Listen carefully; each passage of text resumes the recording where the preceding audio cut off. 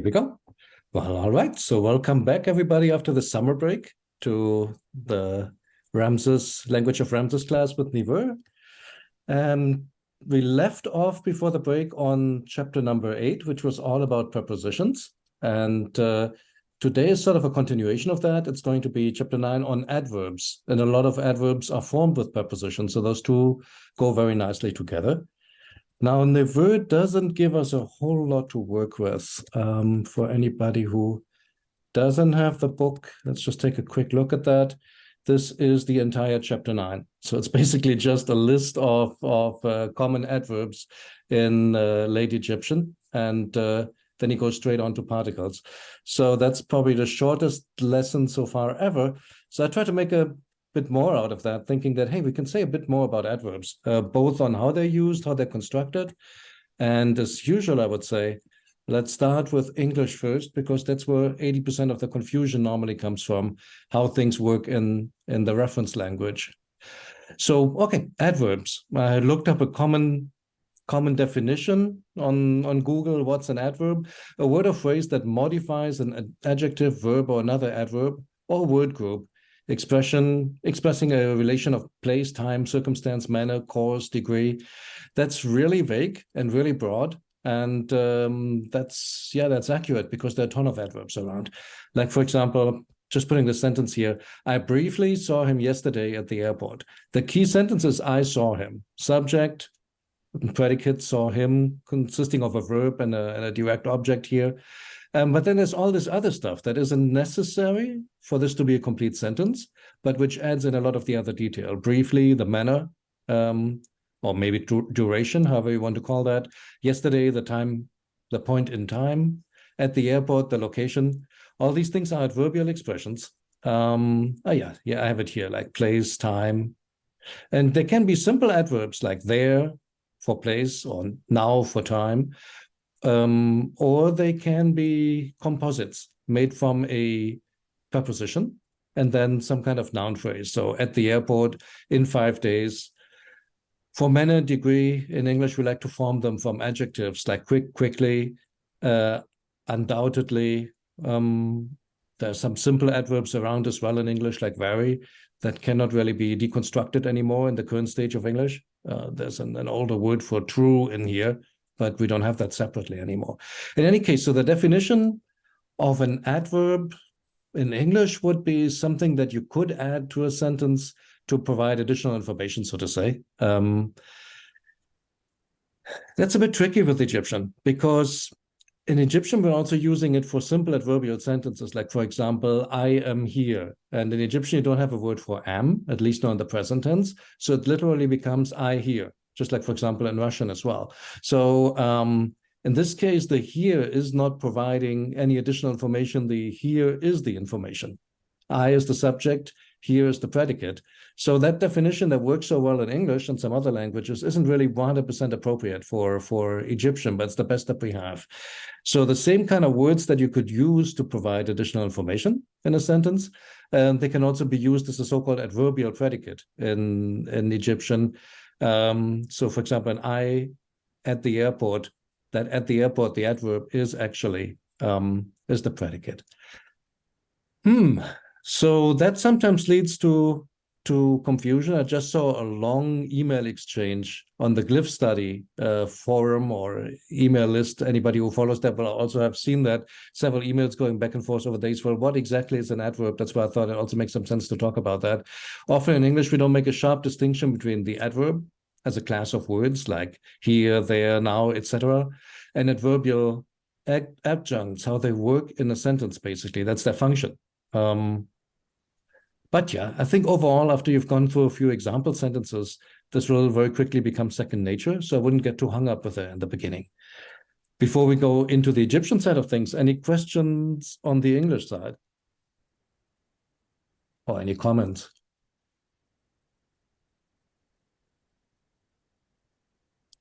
If not, then I would say let's look at how that works in Egyptian. Egyptian has comparatively few simple adverbs. So things like here, there, now, etc. I think it's mostly the ones that are here on the page for Late Egyptian. Some of them are super common. You will see them in every text that you encounter. Some are fairly frequent. Let's go over those first. But the vast majority that you're going to encounter are compound adverbs. So this is just a small subsection. What are the common ones? So there is the word im there.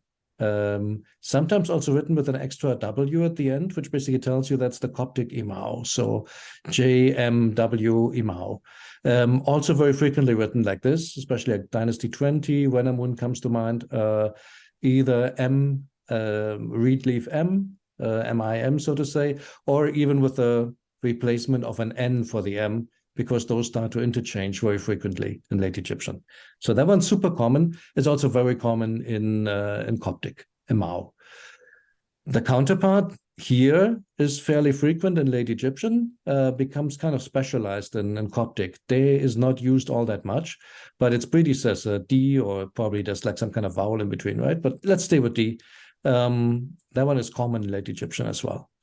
We already earlier had ton, or tenu, teni in late Egyptian, ti and nu. So that one is the question word, where.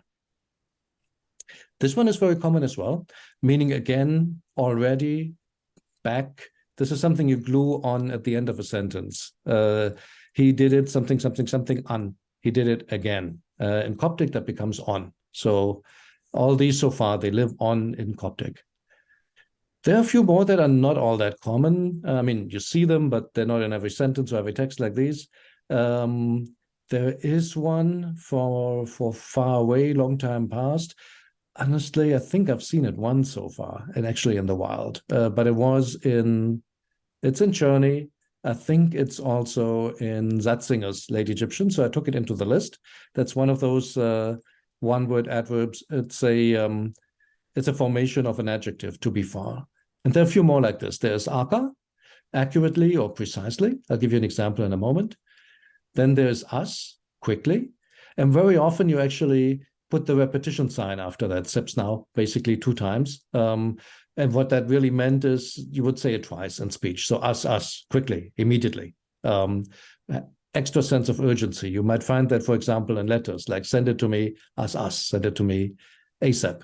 Hey, that's a good way to remember it, ASAP. Jerry, strictly, that's another fairly common one. Wesi is very, but more in the sense of how very much, like how beautiful is it, how bountiful, etc. It's where you in Middle Egyptian would very often have we. This is, I think, a replacement for that. And then you have ger, again, further. Also, this one, like on, you tag on at the end of the sentence. And I've seen people claim that this is the same as che in Coptic. I'm not sure if that's true or not, though, because that comes in a very different position. Che in Coptic is like the second word in the sentence, and the earlier one doesn't work there at all. So I'm not completely sure if that identification is correct, so I didn't put it on the page. So those are our simple adverbs. Let's see how they behave in sentences. And I hope some of you at least had a chance to print the previous page out or can go back to what I sent by email. So easy is the simplest example. Anybody want to take a stab at the first one? I can try. So that would be I am here. That's right. Tidai, I am here.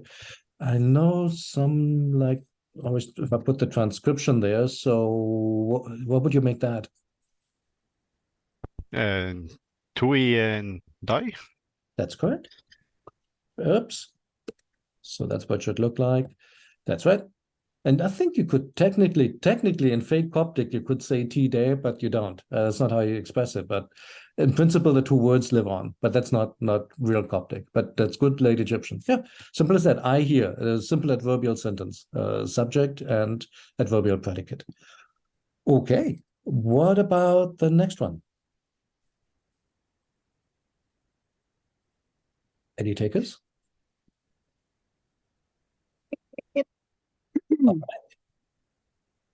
Naremech, neti im emnute. Sorry, what did I do here? But that sounded good. What did I do? That's not at all what I wanted. or to change the font color. But okay, let's do that later. Na Remech, that's right. As usual, the M is not written in Remech. And they write Remech here because by now they don't pronounce the ch anymore. So it's a T at the end. What do you say, Enti? Mm-hmm. Enti. Im mute. That's right. All right. Translation. So the people who are there in the city. That's right. And I picked this one just to show that, well, first off, Enti-im is just an adverbial sentence like this, those which are there, and you can stack them as well. Im and in the city, just like in English, you can say the people that are there in the city. So nothing magical here. All right, very well done. The next one I added just this morning because I wanted to have like a simple adverbial sentence. I'll do this one. So this is from a letter. It basically says, as soon as my messenger arrives at your place, Iuk ujit, the T isn't written, ujetiv, us. So you will send him back immediately. So Iuk, or Ek later in Coptic, you are, so to say, not really a good translation, but you know what I mean. Then the infinitive of to send plus a suffix pronoun for the object. So send him, and then comes our adverb. So you will send him back ASAP, basically. And just like in English, you glue on the adverb at the end. Actually, not very, very unfamiliar. This is kind of easy. All right. Number 4, any takers? And you go towards him again, isn't that right? Almost. Is it you? We go. Correct. Okay. So the N, Shem, Eref, An. Right, that's correct. You, N, Shem, Eref, An. We went again before him or towards him. I guess towards him is best. Tense-wise, what is that? Depends on the context now. If it's like a narration, for example, this is probably going to be a past tense. We went back, but it depends on what we're looking at here. Okay, very good. All right.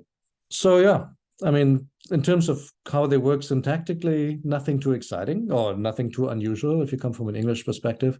I'll do the next one just because there's something interesting here in terms of precisely structure. We had that before. This one is su tenu or teni. Hard to say in this place. Some people transcribe it like this, some like this. Ucha. Ucha is like an official letter, an edict, something a bit more formal. And so basically what the sentence is supposed to mean is, where is the letter? But the way you construct it is, it is where the letter, if you have the question word. I think it's normal to put like the suffix, not the suffix, sorry, the subject pronoun first, and then basically resume it later by saying what the subject is, rather than saying pa ucha tenu.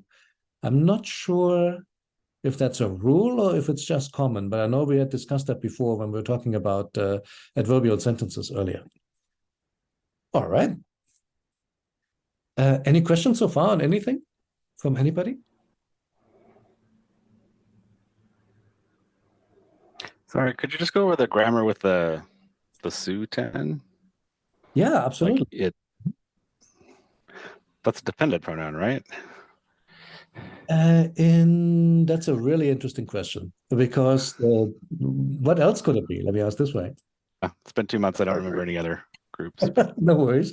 Go ahead, Chris. You tell us. I mean, the way it is, like in Middle Egyptian, it would have to be. In Middle Egyptian, you use the dependent pronoun, and it would be something like, for example. Yeah, as far as I remember, the main theory is that the su pronoun that is used here in adverbial sentence is the remnant from mek su. So mek would like fell out, and only su left.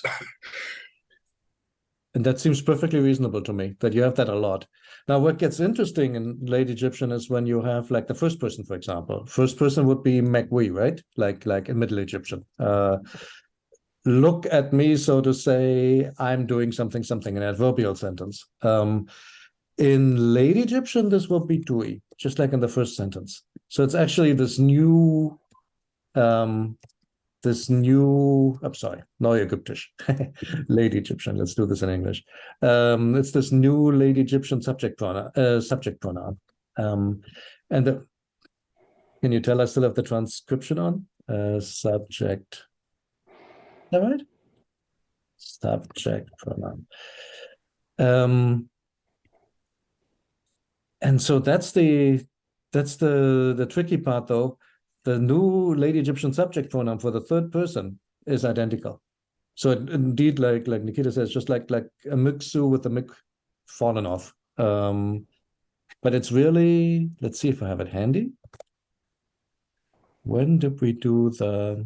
Can you guys still see my screen? Yeah. When did we do the subject pronouns? Must have been, which would have been number 6 or 7. Bear with me. It's a really important question. Pronouns are chapter 7, I think. Thank you. No, somebody will always keep me on track. So here we go. So it's this piece, which really is used in adverbial sentences in Late Egyptian.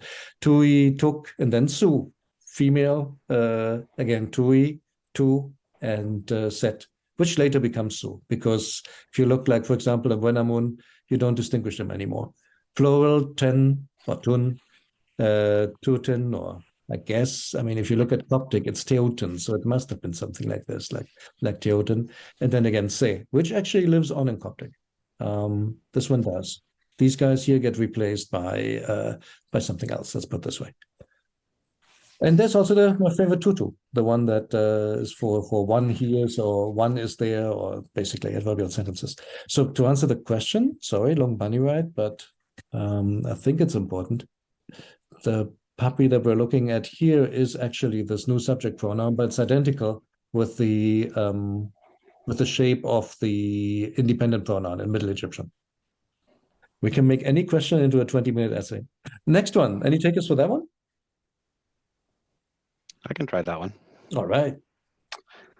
So it's Winnie Im, and then that whole thing is Irim, I guess. Naremech Ijedi on, or Ijedi. Is that Ak or on? One of the two. Aka, yeah, that's right. So Aka, let me put in what you just said. That was spot on. When im Irem Naremech Ijedi Aka. Wait, the ein comes first. Always must. Ein, yeah. All right. What does it mean? And so this is like, okay, then I was there with the people, or when I was there with the people that I said, or to whom I said it correctly. Oh, yeah, interesting. That's actually kind of logical. Although I think in the contents of the sentence, which is, I think, again, a court protocol, where somebody is describing what happened, and he said, blah, blah, blah, person were involved. He said precisely the people that I was with. So that's a really the people part. Precisely that I was with. Okay. Sorry, the people that precisely that I said. My bad. Sorry. It's not modifying the people, the Jedin. It's modifying correct. Precisely those people that I had mentioned, like those 7 guys who are probably going to get the stick next to confess, something of that nature. Yeah, court proceedings weren't pretty. I was looking for some examples for today, and I was looking for the word to hit. And basically, like 20 sentences they came up with, so-and-so was interrogated with was hit with the stick, basically, for interrogation. Well, okay. But yeah, that's exactly what it is.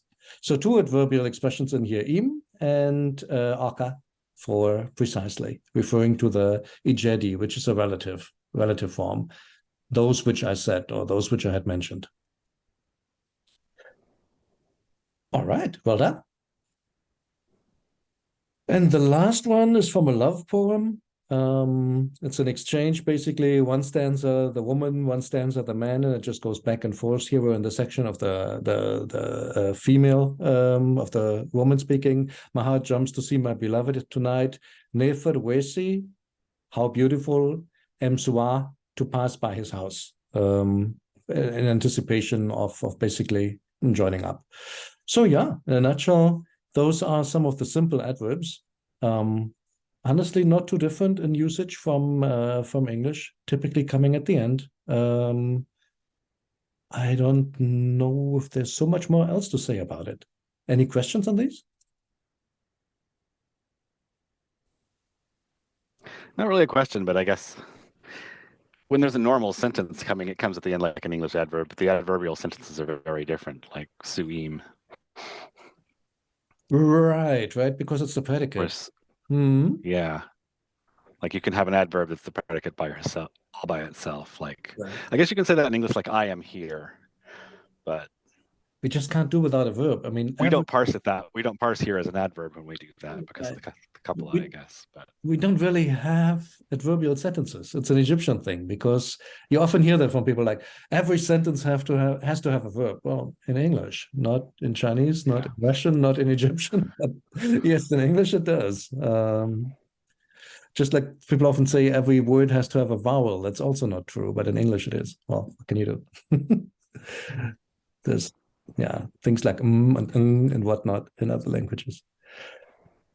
Very cool. So then, if we've mastered these, let's take a look at the compound adverbs, and that's really the huge mass of expressions, and typically a function preposition plus something else.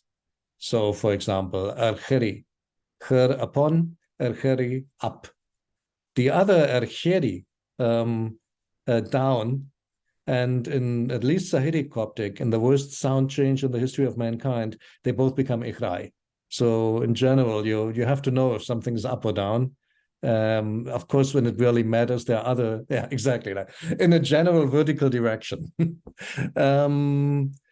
If it really matters, you have other expressions you can use. So I'm sure that this didn't lead to a lot of accidents, but it's still kind of funny from a learner's perspective that in Sahidic they're the same. In Bohairic, they have two different H sounds. So the regular ch and the more emphatic ch. So just like in Late Egyptian, you still have a sound distinction, but in Sahidic, they are identical. The inside, when you combine that with two words, it becomes erchenu or erchun, I guess, echun in Coptic. You can also say inside when you stick the preposition em in front of it. So that would be enchun.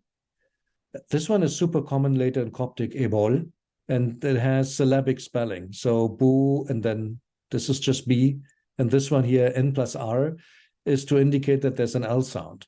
So like in some other late Egyptian words, you actually write an L with this combo graph and an R. And so that's ebol, out somewhere, towards the outside. Super common. What else do we have? On the temporal side, emmene in Coptic, emmenit, I guess, daily in Late Egyptian.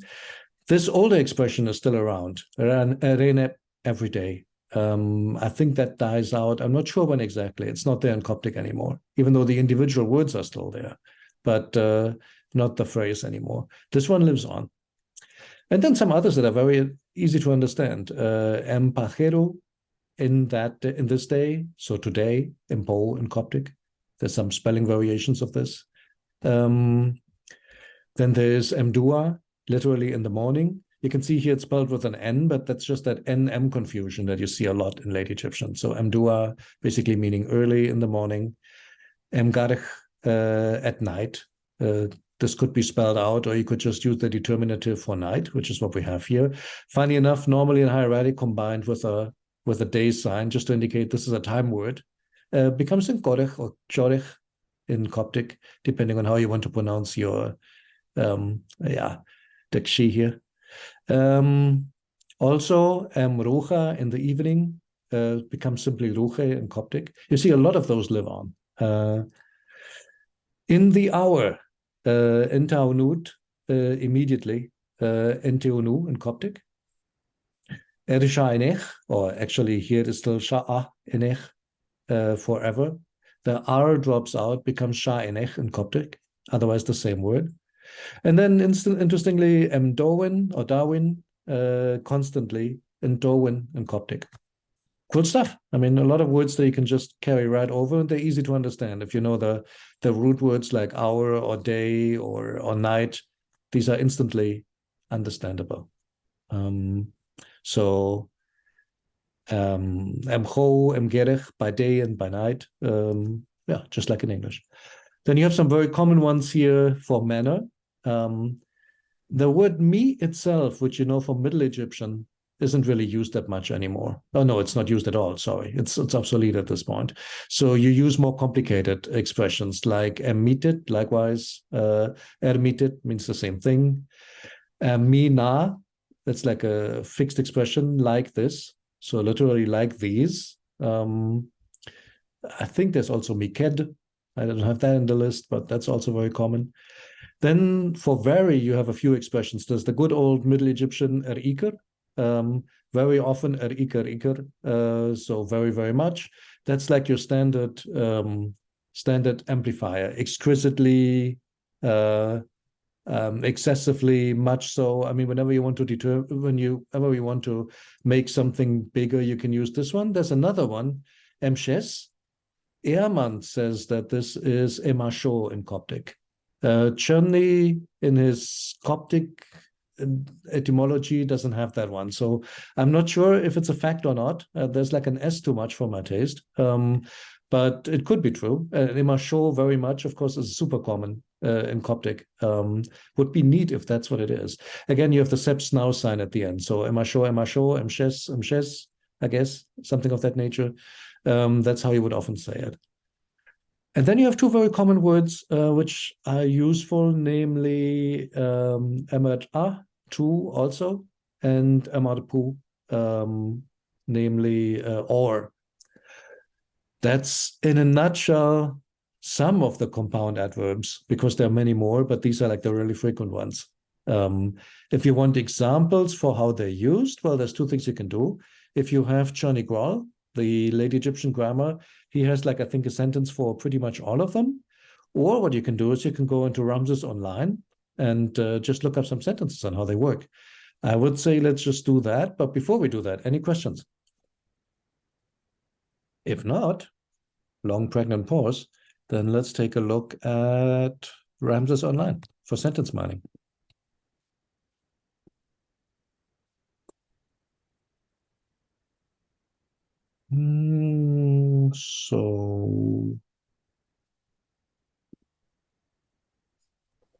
Okay, so I'm going to be a geek for a second. All right. Have any of you seen? Well, it's kind of a cultural phenomenon. Bill and Ted's Excellent Adventure. So if you were going to say excellent, would that still be an adverb if it's an expression? Do you see what I'm saying? And would you use iker? You mean like can it live by itself, like without anything to rely on?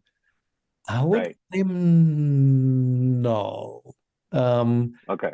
And I ran into something very similar when I was just starting with Mandarin, and I wanted to say like exceptional, and I was thinking like, oh, that's fei chang. Fei chang hao is like exceptionally good, and I thought, oh, I can just use that by itself, like we do in English, and well, that didn't click. And then I realized that no, you always have to have something that carries the adverb, so to say. But you know what? Yeah. That's a good starting point. Let's just see how iker behaves in a sentence. Oops. So like in the shipwreck sailor, it's more like an adjective, right? Of like, I'm an excellent scribe or something like that. But it, I guess, can also be anyway, go ahead. No, you're right, of course. I mean, that's true as an adjective, right? Like sesh iker, like you have here, like an Sesh iker im jebau, jebauf to be precise. So a scribe excellent of his fingers, so to say. Yeah. That is an adjective. You're correct. Now iker with a in front is really more of an adverb. So let's take a look at some examples. So you say she, well, you don't know, but from context we know it's she was, because it's a story. It's the Doon Prince. You say her geper. So she was starting to, so to say. Her zou to hang on a quick moment. Sorry, guys. So after the commercial break, where were we? She was starting to like tend to her husband or watch her husband by high steps now. So so de très près, very closely. Watch her husband very closely. Okay. Es her abitif steps now. So they say desired her very intensely. So this is more like, you know what? Now that you say it, now that we look at that, there is no adjective. I mean, it's not erika by itself as a sentence, but it doesn't need an adjective or something before it. It's qualifying the verbal expression before it. I mean, yeah, it's an adverb. That would be my immediate. Could you say su eriker, I guess? Su erika. Oh, so like you're excellent, or well, it's excellent. Oh, it's excellent. Yeah. That makes sense. I don't think you would. The problem is Erika doesn't really mean excellent. It just means it's intense. Exactly. Yeah. Excuse me. I don't think that Erika can be used in some kind of attributive manner. It just describes the situation or in some kind of action. I don't think it's an attribute to a person or whatever. And okay. more on Iker. I've read the work about Egyptian terms for the words that designated success. And Iker was there for sure. It's one of the words that I used to denote, well, excellent is a pretty good word in English for that. It denotes the degree that you master your thing. I think that's the best way to describe it. So if you're successful in what you're doing, you are Iker. I see. That makes sense. Okay. No, I love it. Thank you. So basically, very cool. The Iker itself then that's really the adjective, excellent, so to say, or special, or whatever you want to call it. I'm trying to find a good English exquisite. Trying to find a good. Yeah, maybe it's more like expert or something like that, or excellent. Better than me. Or, yeah. But chime in. What's a good translation in English for this one? I've seen it range from exquisite to excellent to extraordinary to just very good. I mean, right? Could be a ton of things. Yeah. That's just correct. Thank you. Sorry for that digression. No, that's great, because that's just the word excellent. But then if you put the in front of it, that becomes the adverb, which would be and that needs something to sit, I mean, to rest on. It can't stand by itself. It needs to be, this is like excellently, so to say, maybe. Of very much so. Something like this, maybe? I think that's a great question. Yeah, that's great. Should we look at the other very, like Ramesses? Let's look at that too. I hope it comes up. I didn't test those in advance. Of course it doesn't. So here we went on a bit of a wild goose chase in the session because the word wouldn't come up in Ramesses Online. So I'm re-recording this now. Eventually, I figured out that in Ramesses Online, it shows up as Ramesses, while in the TLA, it is Ramesses. So in the TLA, it's Ramesses. Gloucester is in good condition, excellent, special. So really more of another word for excellent. not so much yet in the meaning of very. However, it does live on in Demotic, and it's glossed here as very, too much, exceedingly. So there's a bit of a meaning shift here, at least according to the TLA. And let's look at some examples in Ramesses Online. So basically, if you look here for session, then it shows up. And again, it's translated as excellently. And so session ma'a, really excellent.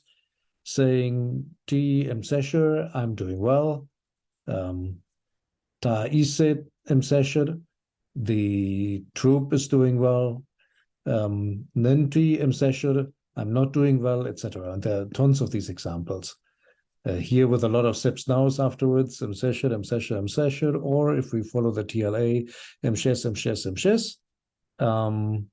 So really, really well. What else do we have?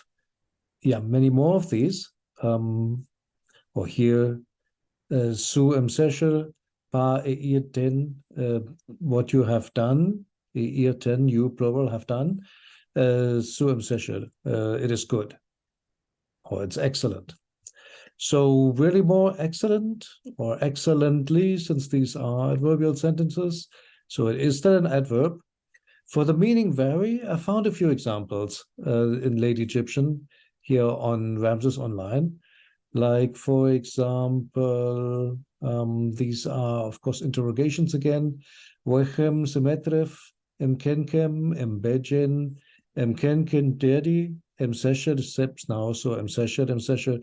And basically what it's saying here that the suspect is being beaten, and he's beaten solidly, sesher, so very solidly or very heavily. Here's a very similar example. On his legs, sesher, they translate as energically. That's nice. So in any case, so it can have the meaning, or here the meaning very fits better in English, but a lot of examples are just like, I'm doing well, I'm doing really well. That's how you're going to find it in a lot of letters. And with that, back to the session. Aurelio. Yes, sir.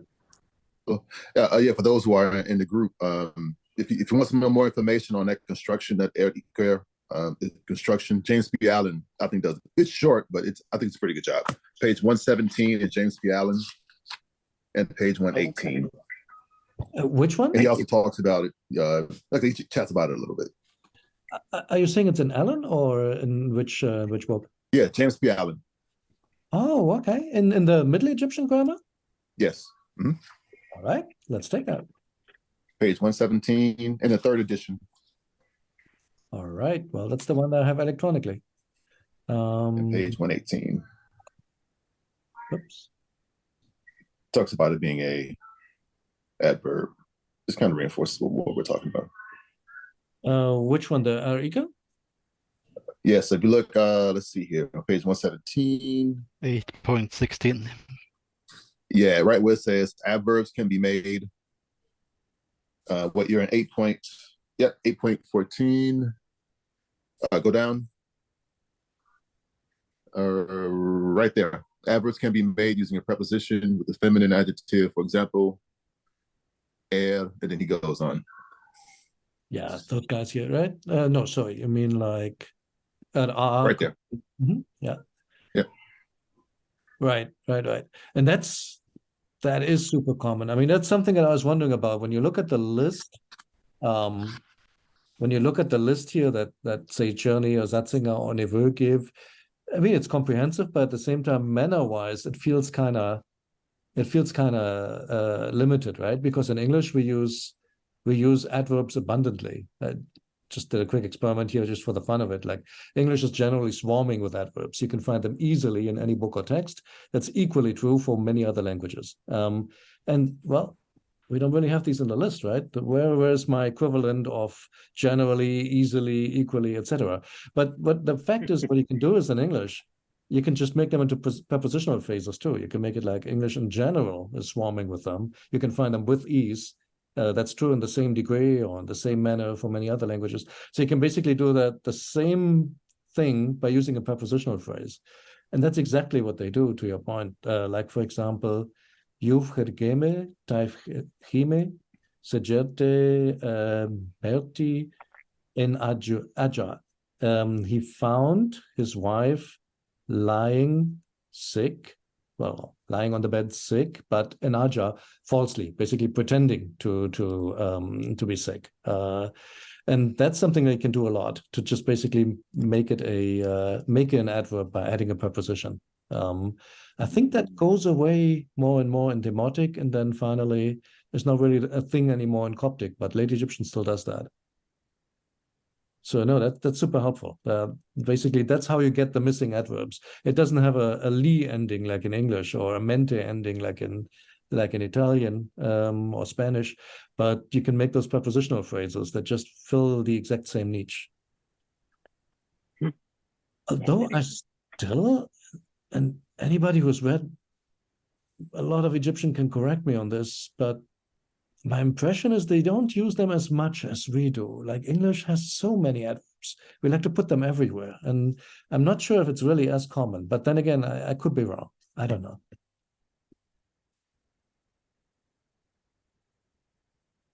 What do you think, guys? Should we look at a few more example sentences?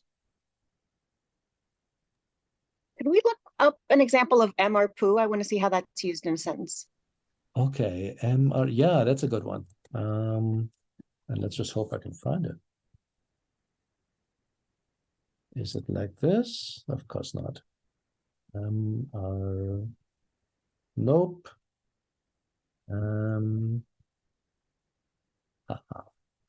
Well, how about... Might be just rapu without an M, the way it's used in Middle Egyptian, at least. Good idea. No?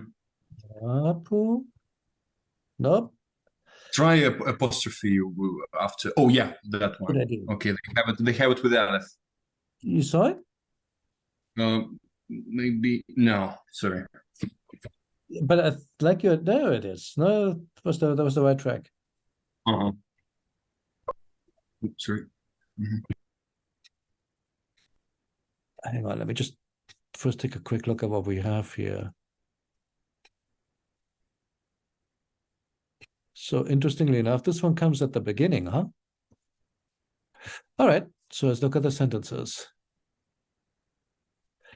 Should we look at the whole text? Let's look at the whole sentence, because this is like starting mid-sentence.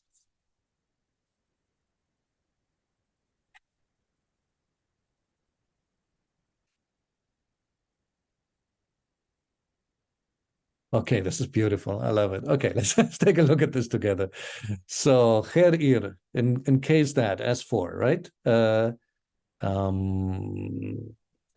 You ben ib in power in khata, oh, whatever, khati, I mean, khata shemit.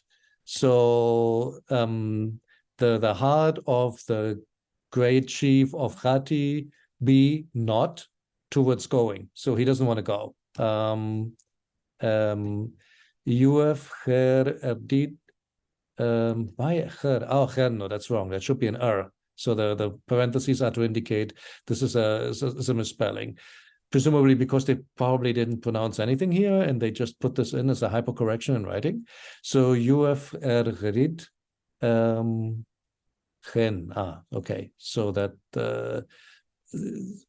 he shall cause, so he will cause, so he will give that chen, that hurry or haste, Paiv Mesha, his army, and Taif, I don't know this word, Net Khater. So interesting. So that's the cavalry, right? So his chariotry. Oh, there's English underneath. I didn't even notice that. Too funny. And he will basically kill his enemy. So nice. Or then now introducing another case to your question. So, or alternatively, if he is like a wild monkey, if Chund is really angry.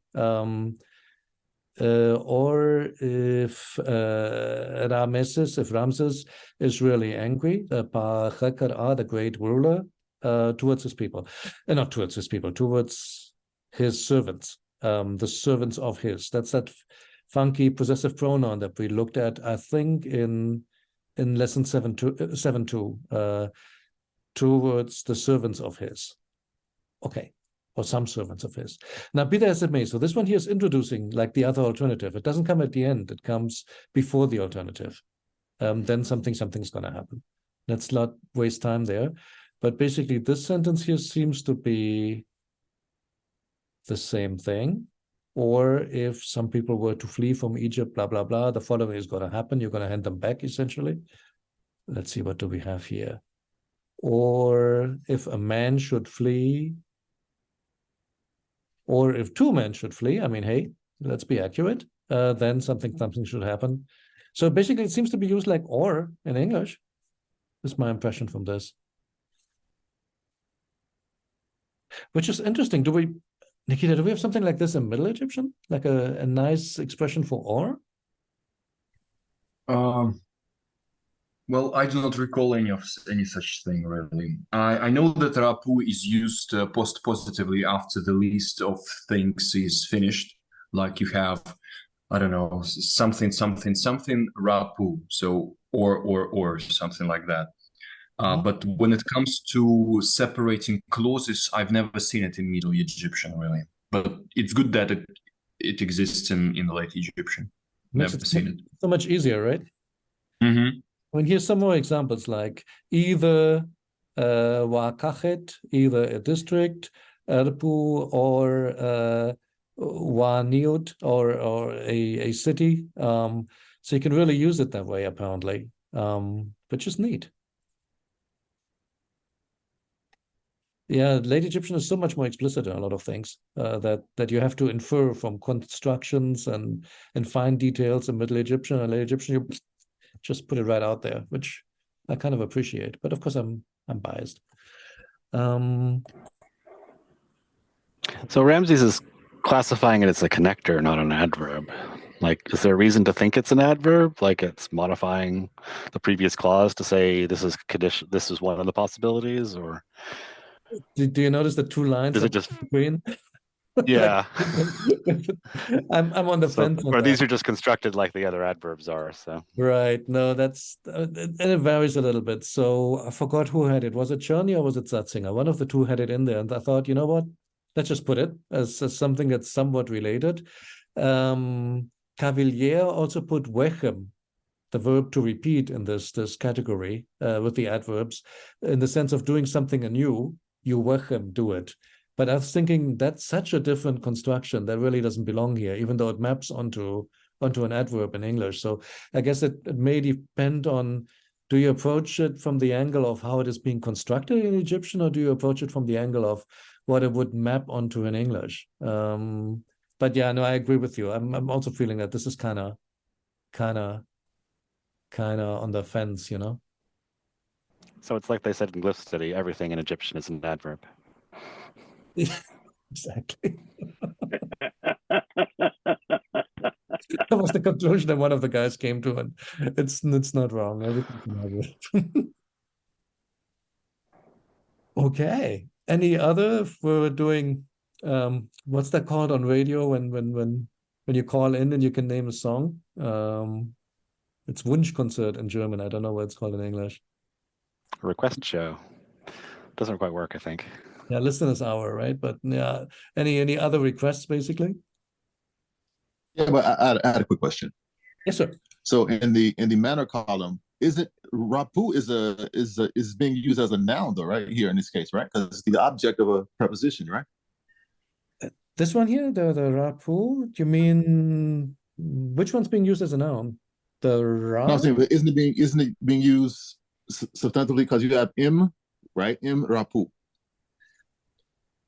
I think you. So compound adverbs are like compound prepositions, right? It's a noun plus a preposition, yeah. You mean it's like in this mouth, in this utterance, in this saying, basically, like that there's some kind of fossilized noun expression, rapu, that gets an M in front of it? Yeah, it's Maybe. I mean, yeah, well, Or go again, Chris. I may not have gotten it. yeah, no. You said it correctly. I was just looking at the construction because these compound adverbs are like compound prepositions, right? It's a preposition plus something that's not a noun, right? So I was looking at erpu by itself. So I'm saying it's behaving as though it's a noun in this case, yeah. Interesting. Yeah, it is. It is. It is. If you assume that this M is the preposition in, which seems logical, then I would say, yeah, it is. You're right. I never thought about that. You could think of it like in this utterance or something.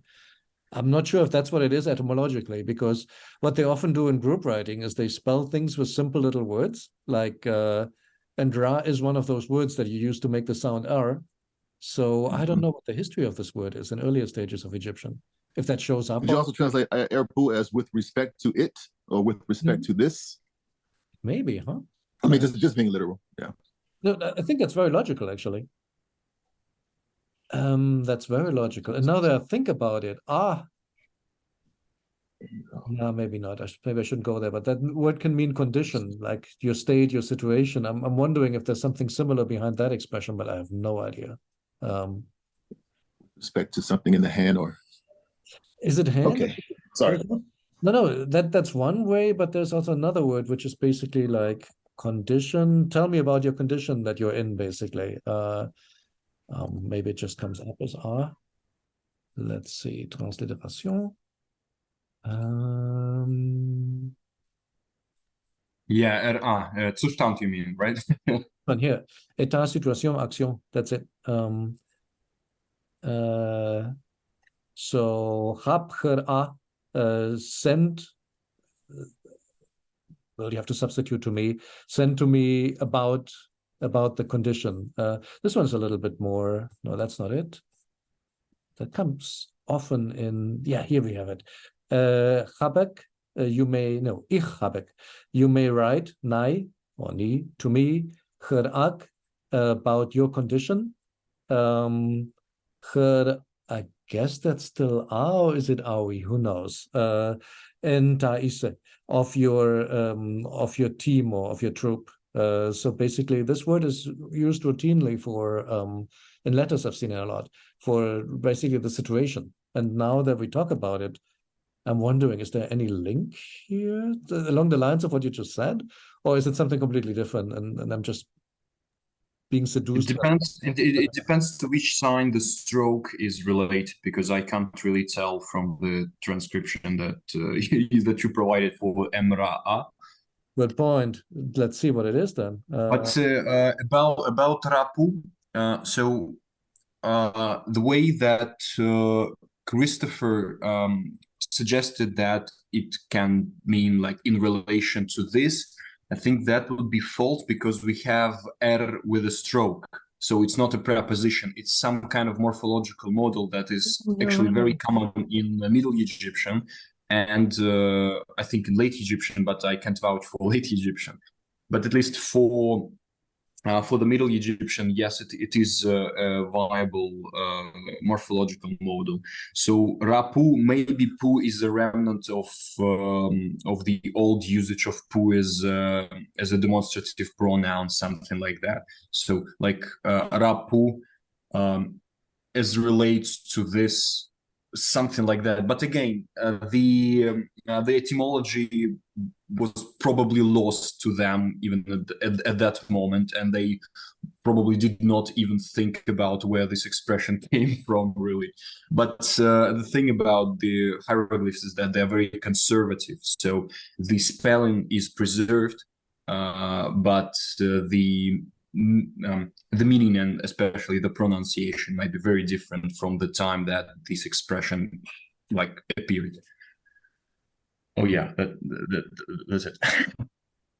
Won't let me write this. Oh, this is so annoying. Autocorrect is on. Just imagine it's there. No, that's I mean, yeah, just like if you would say on the other hand in English, we're not thinking about a hand anymore, right? So it's just a fossilized expression. I wasn't thinking about this being the preposition. I was thinking, is that basically really the word like in the Book of the Dead, like the spell, the utterance, the thing that you said? Could that be it? But I'm completely speculating. Like on this point, you would, as you could say it in English. Yeah, I'm reading the pyramid text at the moment. So if I come across any of like arapus, I'll let you know, because yeah, pyramid text, the oldest thing that we can really look into for Egyptian.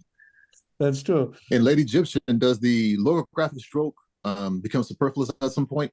Is it always? I know I'm looking at the what stela was that? I was looking at the Maripatas stela. A lot of times they were using this stroke with raw, but it didn't represent mouth. What's going on? Oh yeah, really? I think he refers to syllabic writing. So right. because yeah. That's exactly what it is. It's basically the way how you transcribe. I think the way I see it, and I could be wrong on that, but when you have to transcribe foreign words in Chinese, because there is an alphabet, but nobody uses it outside of kindergarten. You use little words, so to say, common words to imitate the sound. I think they're doing something very similar here. So when you go to syllabic writing or group writing, whatever you want to call it, the mouth is used a lot just for the sound R. I think he has something at the end of the syllabic writing. Yeah, he does. We haven't really discussed it much, but for example, here in Aleppo, Khaleb, I hope you guys can see. It's kind of, yeah, I can make it bigger. So instead of just writing an R here, like you would have done in the Middle Kingdom, you actually write the word mouth. I'm assuming because probably it sounded something like this to them. That's my guess. Here it's even more prominent in the name Chekarbal from Wenamun. So everywhere you have like these little, like one syllable words, like ku or ka. I mean K aleph, but probably had a U vowel in it with the stroke. The line here, of course, for ru has the stroke ro or ra, or basically the word mouth has the stroke in it. But all of those, they are not words. They're just like to indicate the consonant. So I think what you've probably seen, Chris, is just group writing, of which we have lots of examples, because they use it for foreign words. They use it for words that could have been dialect in Late Egyptian. I mean, in Middle Egyptian, which were never written down, and now they need an orthography for it. They sometimes use it for words that had a good Middle Egyptian orthography, like for example, khrere, flower, that has a good Middle Egyptian orthography, and then suddenly you spell it completely differently. Let me see if I can find that fast enough. Fleur. Here you go. This is how you spell it in Middle Egyptian. Sorry, in Late Egyptian, which is obviously group writing. I mean, the ch is not spelled with a flex, with that normal monoliteral sign, but it's being spelled with this funny group writing sign. Basically, that now stands for ch. Then you have ru for the double R. And let's see if we have the earlier spelling here somewhere. Maybe somebody's conservative and still in here. Nope, not. But we can do that with the TLA. TLA, Gereret. There we go. This is how you spell it in Middle Egyptian. So way more traditional. Basically the Ger and then a double R and a T. So why they suddenly went to really I just checked the Zettelkarten or whatever the name are. So it says that it's attested from the 18th dynasty, the Herrera that you mentioned. Which one? The flower. Oh, so they started that already in the 18th. Yeah, it says Belekt dynasty 18. Interesting. I mean, very cool. And why did they do that? Who knows, huh? I mean, oh, I see you sent an image. Oh, cool. You looked that up in the, hang on, let me do this. Here it is. Yeah, that's really nice. And the so-called Zettelkasten. They translated they translated a slip archive in English, which sounds like completely weird. But yeah, it's just a collection of index card, an index card box, a Zettelkasten in German. And yeah, you can get there on the old TLA. Interesting. So, oh, I love this. So 18th to 20th dynasty, I guess. The spelling, occasionally in Greek, Greco-Roman times, I mean, not in Greek, Gereret, which is what you would sort of expect. Also 18th to 20th with that funny new H glyph. Then this one, fascinating. Interesting that they only show 18th here because that word lives on in Coptic. Hereri or Heriri, depending how you want to pronounce your Coptic. That is still there, so it never went away. Kind of cool, huh? I like to call these words katakana words because they work just like katakana in Japan. But yeah. Yes, sir. Is that a tusk or something like that? The new H glyph rather than the flax? Or what is that? This thing here. Yes, the tusk. I need like a flying squirrel or something like that. Yeah, I don't know. It's a tusk. It's an elephant's tusk. Okay. Okay, cool. Thank you. It just acquires that sound value in group writing. Okay. Hey, we're already over time. Nice. I hope that was fun. I enjoyed it. And I would propose... Yeah, fantastic. Thank you so much. Thank you. So I would say, as usual, I'll put a few example sentences together, but I would also encourage everybody, if you guys want to play a bit with Ramesses, I find that super helpful whenever I learn new words to just type them into Ramesses and see how they're used, like we just did. Gives you a way better feeling of how things work. So yeah, see you all in 2 weeks then, unless of course for Horizon Says next week. Have a good one. Thank you. Thanks everyone. Thank Goodbye. you. Thank you so much. Yeah, bye-bye.